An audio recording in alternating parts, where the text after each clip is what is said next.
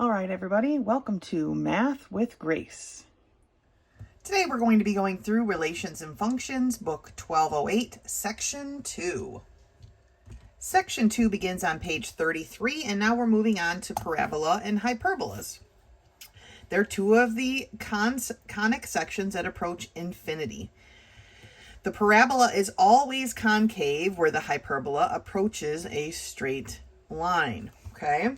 Here on page 33 is the definition and a drawing, like all the others, of how they get a parabola. And it says a parabola is a locus of points such that the sum of the distances from a line to a point are equal. Okay? So that means the sum of this point here and here are equal. Okay? The distance from this point to this line are equal, which is the directrix, and the distance from this point to the focus are equal. Okay? Since the line is called the directrix, the point is called the focus. All right, let's turn the page. So at the top of page 34, they start talking about how they come up with the formulas, okay? So the book shows the parabola formula like this. Y squared equals 4px, and that's position 1. So being y squared gives us a position 1.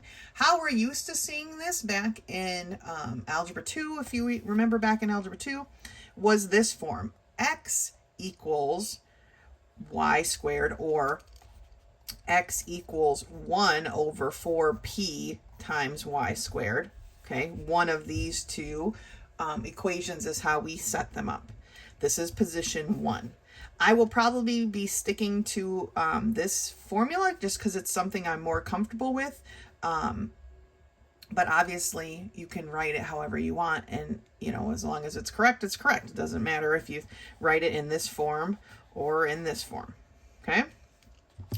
Now as we move down our page here, we see that when the curve opens upward, so here for position 1, our curve either opens to the right or to the left. Okay? When the curve opens upward, the directrix is horizontal. Here's the directrix right here. And the focus is on the y-axis. Here's our focus. Here's our point that is equidistant from the focus and the directrix, right? And we get this equation here in position 2. X squared equals 4py.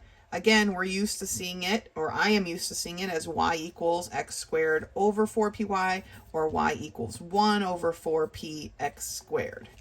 Both ways work. Both ways are the same. Technically all three are the exact same thing. And then it says in both cases or positions, the focus is inside the curve. So up here for this one, position 1, the focus is inside the curve. Here for position 2, again, the focus is inside the curve. Okay? In position 1, if the focus and the directrix are reversed, okay, it doesn't mean it's outside of the curve. It just means now that the focus is on this side, the curve goes the other way, right? The curve will open to the left. Okay, if the focus was over here, then the curve would open the other direction. The focus will be on the negative x-axis, and the standard equation will be with a negative sign, or x equals negative 1 over 4py squared. Okay, so if it has a negative sign, now in these cases, our origin point is definitely, our center, is definitely at the origin point, our vertex. And that's why we know it's going to be a negative. And so the same applies to position 2. If it's switched and in position 2 it's going downward, okay, we're going to have that y equals negative 1 over 4px squared. All right? And it looks like that. Let's go on to page 35 here. And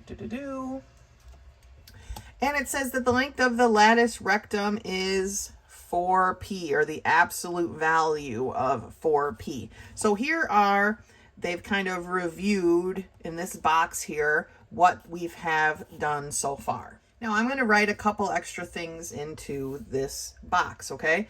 So I'm going to rewrite this like I am used to seeing it. So for this one would be x is equal to 1 over 4p y squared. And the focus, okay, is going to be, there is a way to know, it's going to be at p comma 0. All right. For this position 2, the way I'm used to seeing it is y equals 1 over 4p x squared, and the focus is at 0 comma p.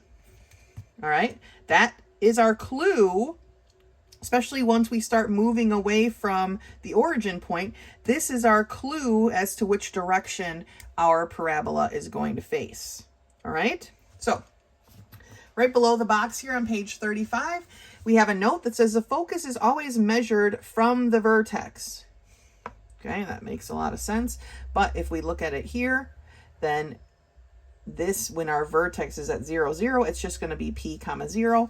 As we add a center in, which we will in the next couple pages, I'll show you how to find that focus again. But let's take a look at this example real quick. It says find all of the properties of the parabola with the standard equation y squared equals 12x. I'm going to go ahead and rewrite this in a form that I recognize more easily, because it helps me break down what these p's and all these different little things are, okay, to help us to figure this out, plot our parabola. So I'm going to write this as x is equal to 1 over, now 4 is part of the equation, and 4 goes into 12 3 times, so it's going to be 4 times 3, right? 3 being my p, y squared. That's how I'm going to rewrite this. So now I know that my p is equal to 3. So I can figure out where my focus is, right? My center's here. My focus is at 3, 0. Boom. That's where they labeled it p, because that's what it is, right? So our vertex was at 0, 0. Our focus is at 3 comma 0. They got a lot of stuff here, but really you just need to solve for p. And if we look at the equation written like this, it's very easy to solve for p. All right, whatever that number is, divided by 4, because the 4 is part of the equation. Our latus rectum then is going to be the absolute value of 4 times p, or 12. The directrix is at -3. If our focus is at p comma 0, then our directrix is going to be at -p comma 0. It's going to be equidistant from that vertex, from the center. This was 3, so this is going to be a -3. All right, and then they have the domain and the range. Let's turn the page. So they have a couple of more examples that you're free to look at, but I want to just go ahead and jump right in here to problem 2.1. And it says find all the properties of each of the following parabolas and graph it. Okay, so our equation is y squared equals 4x. Now I'm going to just divide both sides by 4 and rewrite that as x is equal to 1 over 4 times 1, right? Because that's the only way I'm going to get a 4, y squared. All right, basically just divided both sides by 4. So what position are we in? Are we in first position or are we in second position? Well, when we have a y squared, we are in the first position. Where's our vertex? Our vertex is at 0, 0, because we haven't learned how we move it from there at this point, right? What's our focus? Well, our p is equal to 1, so our focus is at 1 comma 0. All right, our vertex is at 0, 0. Our focus is at 1 comma 0. Yikes. What's the latus rectum? Well, remember that's going to be 4 times p, or 4, because our p is 1. So it's going to be 4.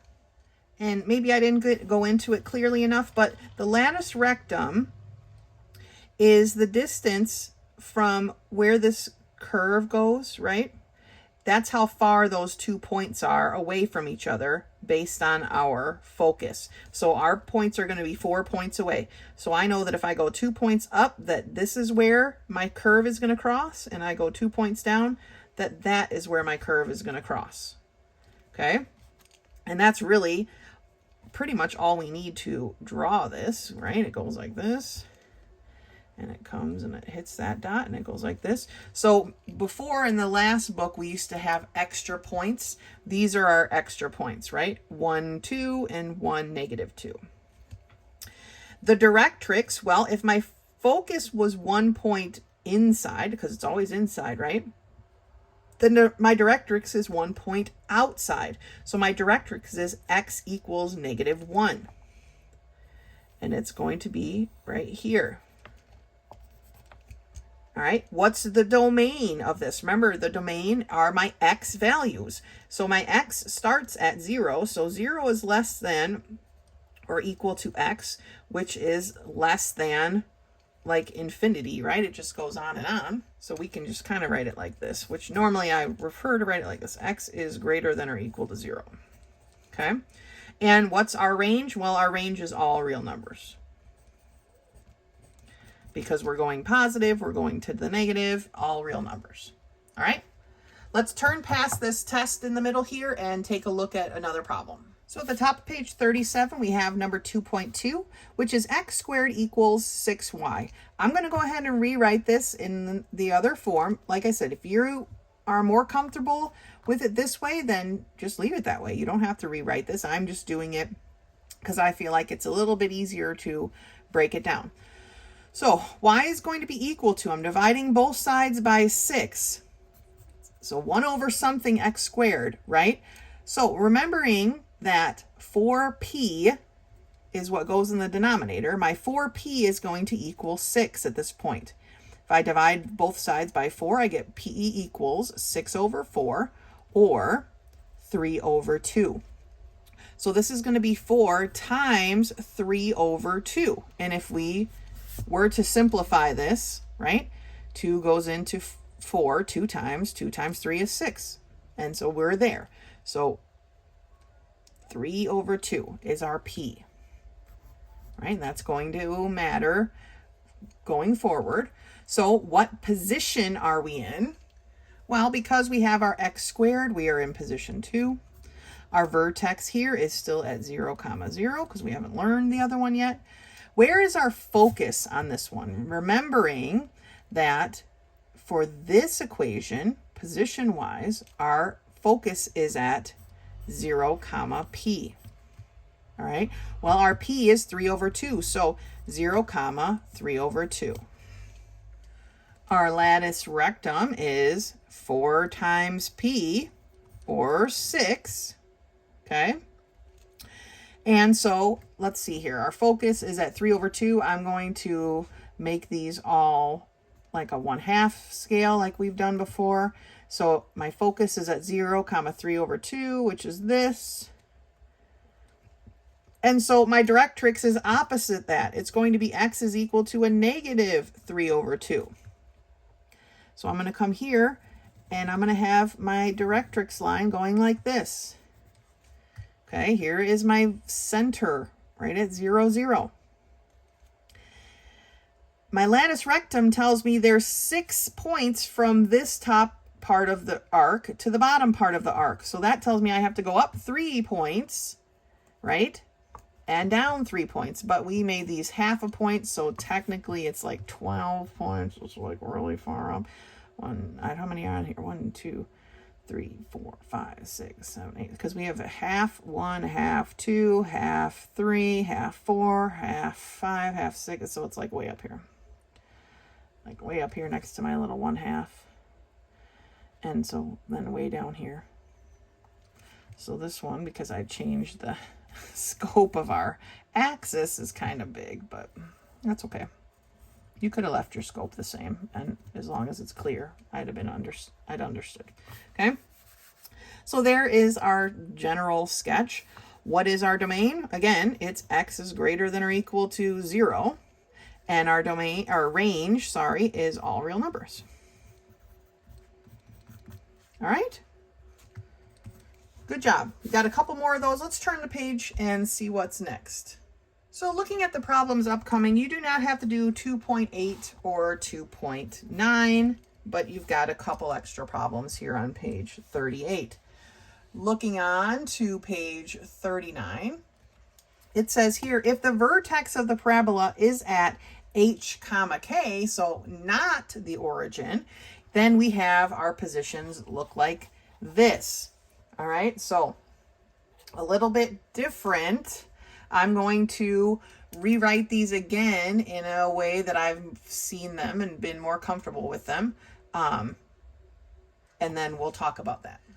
All right, so I only rewrote these in the positive, but remember, if it opens, in this case, to the left, or in this case, down, it has that negative sign here. I didn't want to put plus or minus because I didn't want to get confused, and there really isn't enough room to write it all. But I rewrote this in the way that I'm comfortable seeing it, and I've also included where your focus points will be. So in this position 1, when we have an HK situation going here for our center, our focus is going to be at H plus P. Okay, so whatever this H is plus whatever your P is, comma, K plus 0. All right? And when we're looking at position 2, our focus is going to be H plus 0, comma, K plus P. All right, so, you know, they're kind of opposites each other, but that's just how it works. So let's take a look at model 4. Find all of the properties for this, the quantity x minus 3 squared equals 10 times y minus 4. Now they don't, in this example anyway, they may further down, they didn't distribute this, which, you know, they might try to trick you later and do that, but they've kept it separate for ease of use. So I'm going to do what I've been doing, and like I said, if you don't need to rewrite it and you're just down, then you go ahead and do your thing. I'm going to rewrite it. Y minus 4 equals 1 over, now my 4p is equal to 10. I want to write this somewhere. So 4p is equal to 10. So my p is equal to 10 over 4, right? Or 5 over 2. So I have 4 times 5 over 2, okay, times x minus 3, the quantity squared. All right, that's the rewritten version. I am in position 2 because my x terms are the squared terms. My vertex, remember, these minuses are part of the equation. So my vertex is at a positive 3, comma, positive 4. Okay? And that's what they've shown here on their graph. The focus, all right, my focus, since we're dealing with this version, is at h plus 0. So this is my h and this is my k. So 3 plus 0, which is 3. And then I have k plus p. My k is 4. 4 plus 5 halves, because p is 5 halves, right? This becomes 8 over 2 plus 5 over, 2, which gives me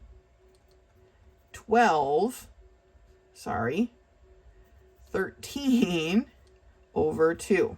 Not 12 over 2.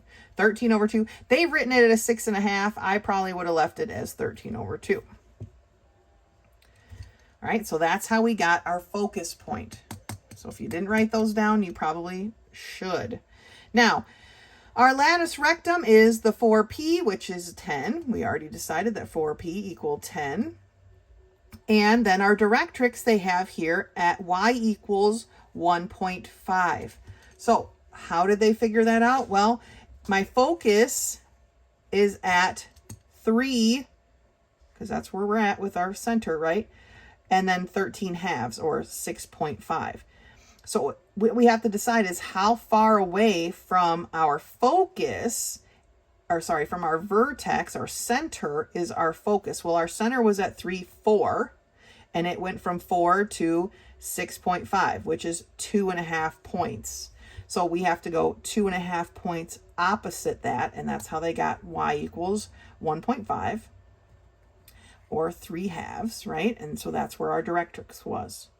Now, the domain is still our x values, but because our x values this time belong on, or on kind of going with the graph or going with the curve, it's all real numbers. And this time our range is depleted a bit because our y has to be greater than or equal to 4. Okay, none of these down here matter to that. All right, so let's take a look here at number 10.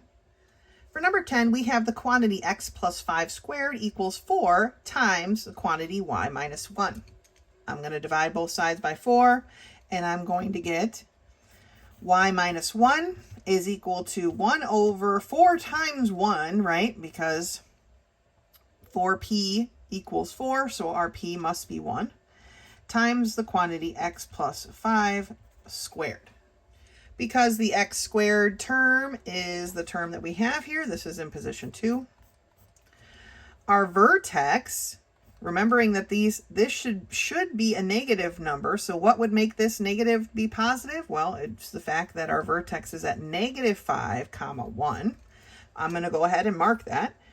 1, 2, 3, 4, 5, minus 1. I don't know why they gave us the tiniest coordinate planes, but here we go. There's my center, or my vertex, right? What's my focus? Well, my focus here, since we're dealing with position 2, is going to be this spiel, right? H plus 0. My H is this negative 5, so negative 5, comma, k plus p. My k is 1, my p is 1, so this is a 2. All right, let me slide back up so I have plenty of room. So my focus is at negative 5, comma 2, positive 2. So I'm going up here. If I went up away from the vertex, 1, 2, 3 points, that means I have to go 3 points in the other direction for the directrix. 1, 2, 3 over my 5. Puts me right about here-ish. That's my directrix. Okay. Now I know that this has to be inside the curve. The focus is always inside the curve, right? So what is my latus rectum? Well, my latus rectum is 4, right? This 4p equals my latus rectum. 4 times 1 is 4. That tells me from wherever I hit the curve on both of these sides, it's a total of 4 points. So I'm going to go 2 points, 1, 2, to the left, and 2 points, 1, 2, to the right, and know that I hit those 2 points. Okay. My directrix, we already figured out right here, right, is that y equals negative, what was it? 1, 2, 3, 4, negative 4. And so what is my domain? Well, my domain is all real numbers. And my range, okay, is y is greater than or equal to a negative 1. Right? The y was a negative 1 here. That's where we started. So we have to be greater than or equal to a negative 1. All right? Great job. Let's turn the page. Because there are only 2 more problems here at the top of page 40 for you to practice with, I'm going to let you go ahead and do those on your own. And we're going to talk about standard form here at the bottom of page 40. And here's our standard equation, right? And if we change that into standard form, it looks like this. X squared minus 2hx minus 4py plus h squared plus 4pk equals 0. And if we have this position 1, then we have y squared minus 4px minus 2ky plus k squared plus 4ph equals 0. I do not expect you to memorize these. Please don't lose sleep over those standard forms. Write them on your note card, and let's take a look at some of these models on page 41. So looking at model number 1, it says write the parabola x squared equals 4y in general conic form. So basically you set the equation equal to 0. And that's it. This one is pretty simple. Since the other terms equal 0, we can write, if you want to stick the other terms in, you could write it like that. However, since some of the terms do not equal 0, we do not need to include them. So your standard equation is just this. You set it equal to 0. The only time this is somewhat challenging here, as you can see from model 2, is when we have a center or our vertex not at the origin point. So now we have our h and our k's in here, right? But basically, to write this in the general conic form, we have to distribute, do the FOIL method, combine like terms, all right? So y squared minus 3 times y squared minus 3 is y squared minus 6y plus 9. Equals, and then we distribute 8 times x or 8x, 8 times 2 or 16. We move everything to the left-hand side of the equal sign, and we end up with y squared minus 8x minus 6y minus 7 equals 0. Some of these terms that we learned here are still equal to 0 because we don't have all these parts. And that's okay. Don't have to have all those parts. So changing it to the standard form is not too complicated. All right, let's turn the page. So on page 42, let's take a look at problem number 13. It says here, determine the properties for each of the following parabolas with the given equations in the general conic form. We have x squared plus 8x minus 10y minus 34 equals 0. What do we do? What is our first step here? Well, I feel like they didn't quite give us enough room, but what we need to do is we need to group our like terms. So I have x squared plus 8x, and I'm going to move everything else to the other side of the equal sign. So equals 10y plus 34, right? Now I need to complete this square. We've studied the completing of the square, so that's our next step. We need to complete the square. We take this 8 and times it by 1/2, which gives us a 4. I put it in a box. We take that 4 and we square it, and that's what we add to both sides. So we have x squared plus 8x plus 16, which is 4 squared, equals 10y plus 34 plus 16. Okay, remember we have to add the 16 to both sides. So 34 plus 16 is 50. All right, just kind of combine two steps here. Now this here is a perfect square binomial. What is it? Well, it's x plus, what's in the box? 4, the quantity squared, is equal to, now we want to pull out what they have in common, right? 10 and 50 have 10 in common, and it's going to leave y plus 5. All right, that was quite a chunk, but we know everything we need to know, right? What position is this in? Well, my x is this term that is squared, so I'm in position 2. Where's my vertex? Remember, in the general equation, both of these numbers would be negative. The negative signs are part of the equation. So that tells me that I am at -4, -5. That's my vertex. So where is my focus then? So for this one, the -4 stays the same, but we're adding our p to our y value. But we never figured out what p is, Mrs. Howell. This is 4p is equal to 10, right? P is going to equal 10 over 4 or 5 over 2. So we take -5 times 5 over 2. That gives me a -25 over 2. You know what? I got this part wrong. It's supposed to be k plus p. Okay, so we have -5 plus 5 over 2, or -10 over 2 plus 5 over 2, which gives us a -5 over 2. Sorry about that. I multiplied instead of adding. My bad. So our focus is at -4, 5 over 2. I'm going to go ahead and start plotting those points just to get us going here. My vertex is at -4, -5.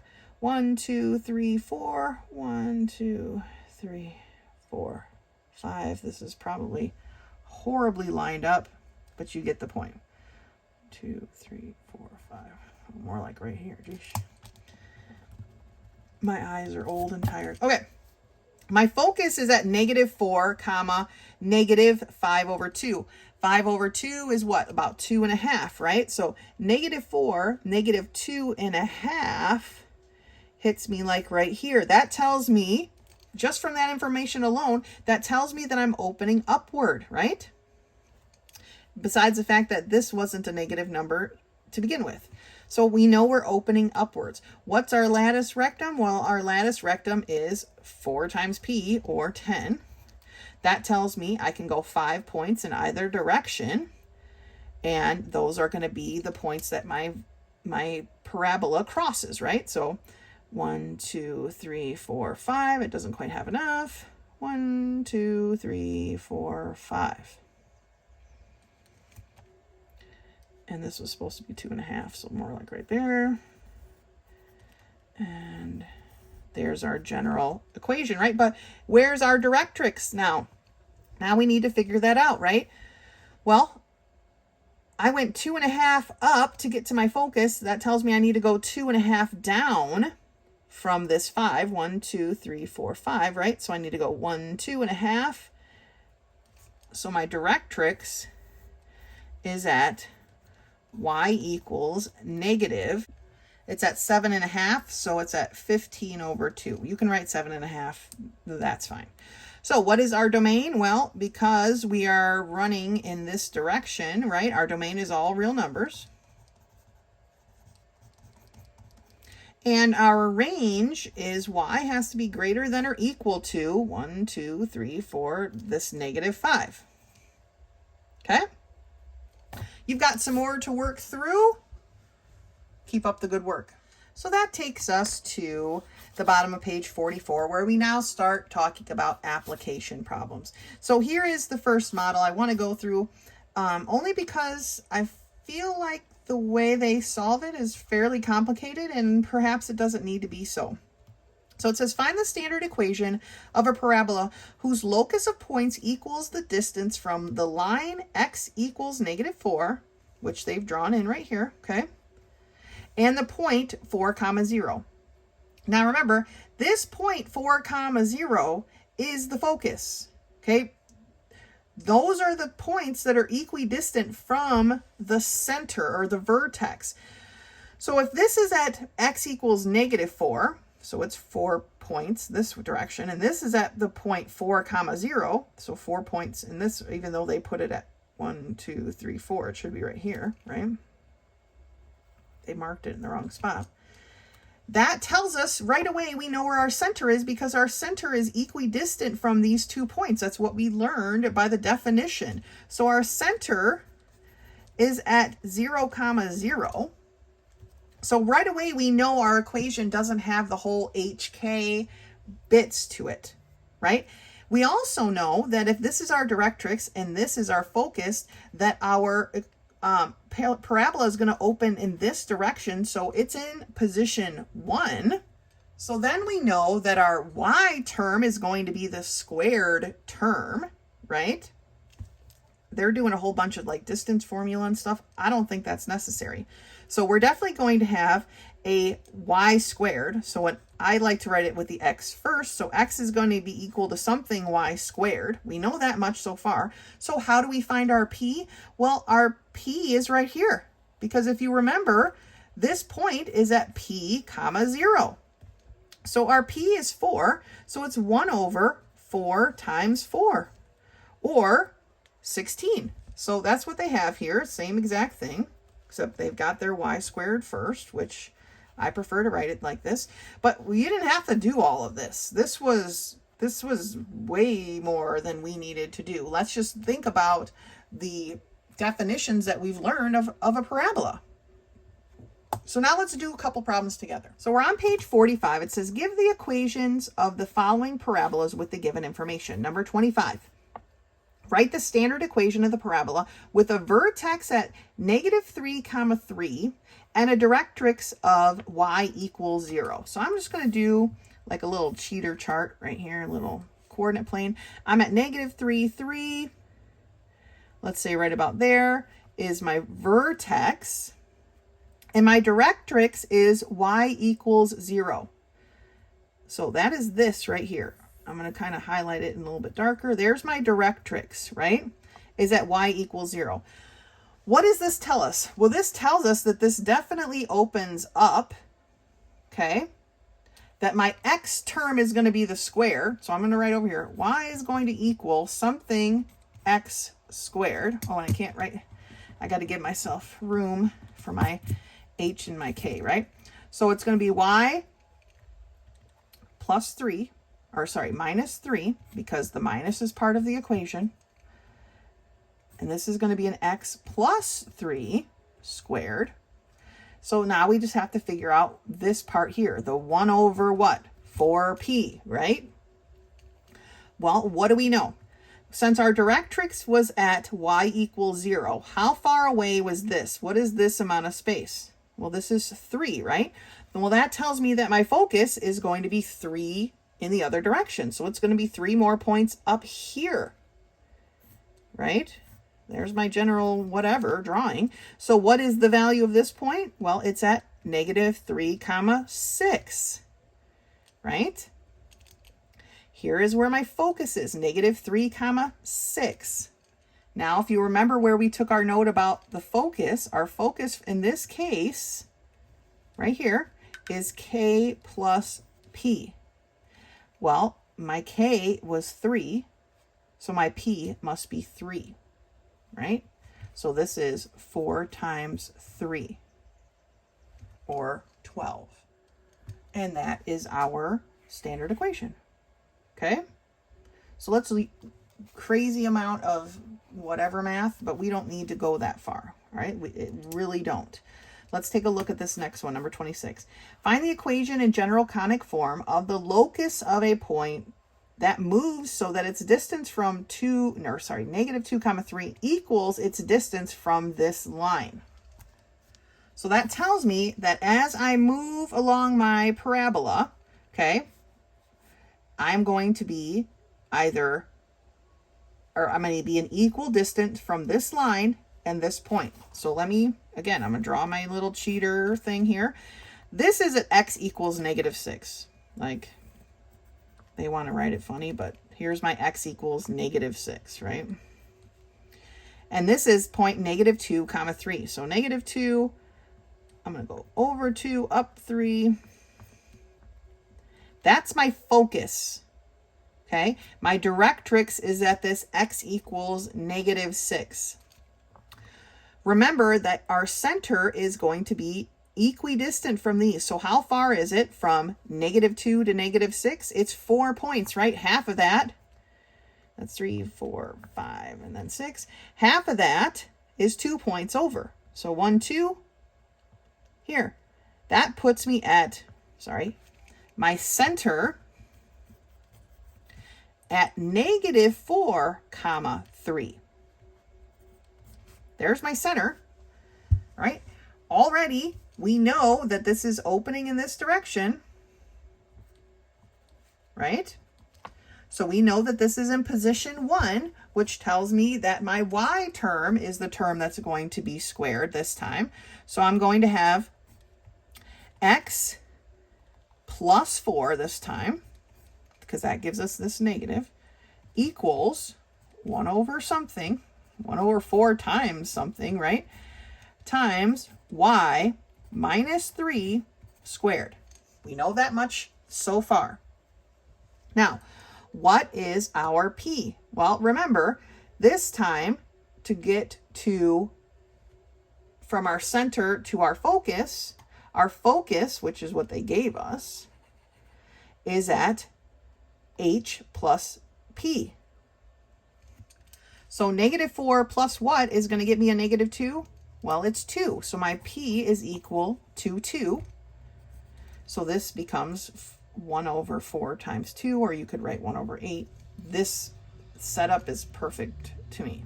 It's fine. Okay? And that is our general equation. Okay? Boom.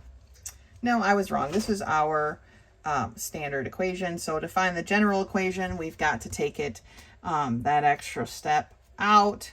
And so I would then have to multiply both sides by, I wish I hadn't written it so big. I have to multiply both sides by 8 to get rid of this fraction. And then I'm going to go ahead and distribute that 8. So I get 8x plus 32 is equal to y minus 3, the quantity squared, is going to be y squared minus 6y plus 9. And then I got to move everything over to the left-hand side of my equation. So I get, let me move my thing here. P equals 2, but let's move it over. So y squared negative, right, plus 6y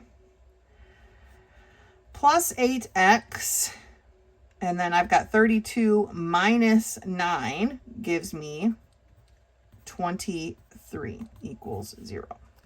Okay? Not necessarily a pretty picture, but there it is. And you could, if you prefer your y squared to be positive, you could multiply through this negative and change all these other signs. I'm not going to be a stickler about that. Okay? Those are your applications. Let's turn the page. At the bottom of page 47, we start to talk about hyperbola. And even though this paragraph doesn't have a whole bunch of useful information, the drawing does show you exactly how hyperbolas are made. So I wanted to stop here real quick before we turn the page. So we have the definition of a hyperbola here at the top of the page, and the hyperbola is a locus of points such that the difference of the distances from two fixed points is constant. So now we're talking about our differences being constant. And here that is here in a more set up position, the 2 points being our two focus or foci, and the point being some point on either of the two hyperbola, because remember, hyperbola are two things facing the opposite direction. So let's take a look here at the standard form. And again, they do their whole distance formula math, and it tells us that the standard equation of the hyperbola in position 1 is x squared over a squared minus y squared over b squared equals 1. And in position 2, it is y squared over a squared minus x squared over b squared equals 1. So the best to recognize this is whichever one is positive, that if your x squared is positive, you're in position 1. If your y squared is the positive, you're in position 2. Okay? Moving on to page 49. Dun, dun, dun. The transverse axis is the line segment of the axis of the length 2a that cuts the hyperbola. You might be thinking, what does that mean? Well, it's just this part right here. Okay, it's the axis that cuts through and kind of attaches the two hyperbola together. Okay, the vertices of the hyperbola are at plus or minus a comma 0. And the conjugate axis is the line segment in the length of 2b. And that's this spot here. I don't know exactly why that's important. But let's take a look at this model. Maybe they'll get more information as we go through here. They want you in model 1 to graph x squared over 9 minus y squared over 4 equals 1. So in this case, our a is equal to 3, right? The square root of 9 is 3. Our b is equal to 2. They want you to draw a rectangle connecting your a and b. I guess that's what the transverse or the conjugate axis is good for. And then you draw the diagonals through that rectangle, and that is your, those are your asymptotes. Now, that does make it quite a bit easier to find your asymptotes, but if you actually need the equation of your asymptotes, that might not always be the easiest way. We'll get to that equation down here in a second. It says though, so here they've graphed theirs, all right? But it says when the center of the hyperbola is at h comma k, we have a different setup. Now, the center here was at 0, 0. But that's not your vertices this time. This time, when you're talking about hyperbola, it's like the center of this. It's where your two asymptotes cross each other. This is your asymptotes. Your hyperbola travels along the asymptotes, okay? So, finding your vertex is very important. Again, okay, in this case here, because we are in position 1, our vertices, okay, are going to be at plus or minus a comma 0. Our a was 3, so we had 3 comma 0 and negative 3 comma 0. In position 2, though, our vertices, and I'm just going to abbreviate vert, okay, are going to be at 0 comma plus or minus a. Okay, so this time they're going to be the up and down kind, right? These are a bit different. So make sure you're noting exactly where your vertices are. So now we're moving around with our h and k. So of course it's going to be a plus h, okay, 0 plus k. We have to make sure we're adding in those things, and I know this is a lot. I don't know if they summarize our hyperbolas, but if it's not summarized on the next page, I can't remember, I will summarize it for you, okay? But right now, here's our position 1 and 2 for a vertex, or our center, sorry, at HK. Now, they say that they also have other properties. The eccentricity is c over a, and it's always greater than 1. The lattice rectum equals 2b squared over a. And the equation of the asymptotes, in this case, they just had you diagonals of this rectangle, right? But the actual equation is y equals plus or minus b over ax. If the hyperbola is in the first position with its center at 0, 0. Because, of course, once you move off that 0, 0, it gets a little bit more complicated. So because turning the page does not give us a summary that I was hoping for, I have written up this summary for you. Position 1, position 2, position 1, position 2. These two have a vertex, a center at 0. These have a center at HK. Okay? Here's all the information you need. I'm going to let you pause it here and take your notes, and then we will move on to one of the problems. So I just want to dive right in here. Page 50, determine all the properties of the hyperbolas and graph each one from the given standard equation. For 42, we have x squared over 16 equals y squared over 25, or minus y squared over 25 equals 1. I'm just going to find my a and my b real quick. My a is going to be 4, and my b is going to be 5, right? My c, I don't really care about. You can solve for c if you wish. I don't know that it's at any point necessary unless we're finding, oh, they do want us to find the eccentricity. They didn't do that on the page right before this, so that's kind of funny. So remember, the c is the square root of a squared plus b squared, or 16 plus 25, so the square root of 41. All right, now what position this is in? Well, our x squared is the positive one, so we are in position 1. Where is our center? Not the vertex, but our center. Because we don't have our h's and our k's, our center is at 0, 0. So what about our foci? Well, if we look back to that cheat sheet you just copied over, our foci are going to be at plus or minus the c, basically, comma 0. So in this case, our foci are at plus or minus the square root of 41, comma 0. Our lattice rectum is going to be 2b squared over a, okay, or 2 times 25 over 16, which ends up being 50 over 16.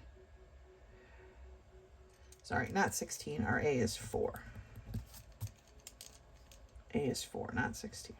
So it ends up being 50 over 4, but we can go ahead and just shrink these down right here, and we get 25 over 2. So our lattice rectum is 25 over 2. Our eccentricity is c over a, so the square root of 41 over 4. And our domain and our range we'll get to in a second. Let's go ahead and graph this. All right, so our center is at 0, 0. I'm going to kind of dismiss that right now because I kind of want to know where our vertexes are, although it doesn't even ask us here. Remember that our vertex is at plus or minus a comma 0. So I've got 1, 2, 3, 4, 0, and 1, 2, 3, negative 4, 0. Okay, if we were to make our little box, right, if we were to do the little box thing that it tells us, then our box would go from here to here, right? And then it would be, so that's 2 times A, so 8. And then 2 times B is 10, but it basically up 5, down 5. 1, 2, 3, 4, 5. 1, 2, 3, 4, 5. Rather than put a point, I should put a line. That's our box if we were to make our rectangle. Not really sure why they have us do it that way, but you know, I don't know, they would hit over here somewhere. So our asymptotes would look kind of like this. Okay, and so then this is our vertices, so it's going to come up along this line and down along that line and up along this line and down along this line. Okay, so what is the domain? Remember, that's our x values. Well, we're starting here at negative 4 and going all the way that way. So x has to be less than or equal to negative 4. And x is greater than or equal to a positive 4. Right? We're going opposite ways here. And our range is all real numbers. Okay? Good job. So starting at bottom of page 51, we have our applications. There's only 2 more problems like we just did, number 42, so I'm going to let you go ahead and work through those. You do not need to do 45. I don't feel like deriving equations is fun, so let's turn the page. So here at the top of page 52, you do not have to do number 46. And then they just have some more application problems for you to do, and then your self-test. So we are almost done. Let's take a look at number 47 together. It says, write the equation of the hyperbola, the quantity y minus 3 squared over 10 minus the quantity x minus 2 squared over 5 equals 1 in the general conic form. So to write it in the general form, we just want to multiply everything out that we can, right? The common denominator here is 10, so I'm going to multiply every term by 10. And I get y minus 3, the quantity squared, minus 2 times x minus 2, the quantity squared, equals 10. Okay, now I need to multiply out and I'm just going to kind of scooch it over here so I make sure I have room. Y minus 3 squared is going to give me y squared minus 6y plus 9, okay, minus 2 times, I'm not going to try to do that all at once, x minus 2, the quantity squared, gives me x squared minus 4x plus 4 equals 10. So then I do need to distribute now. So I've got y squared minus 6y plus 9 minus 2x plus 8x, sorry, 2x squared plus 8x minus 8 equals, and actually let's move that 10 over right here, minus 10 equals 0. Remember, we want everything on the left-hand side of the equal sign. Now we need to combine our like numbers, and our like numbers are really just these whole numbers, right? So my final equation, my general conic form equation is y squared minus 6y minus 2x squared plus 8x, and then I have 9 minus 8, so I have 1 left over, minus 10, so I have a negative 9 equals 0. Okay, and so that is the final form in our general conic form. Okay, and there's a few more problems to work through in the application section.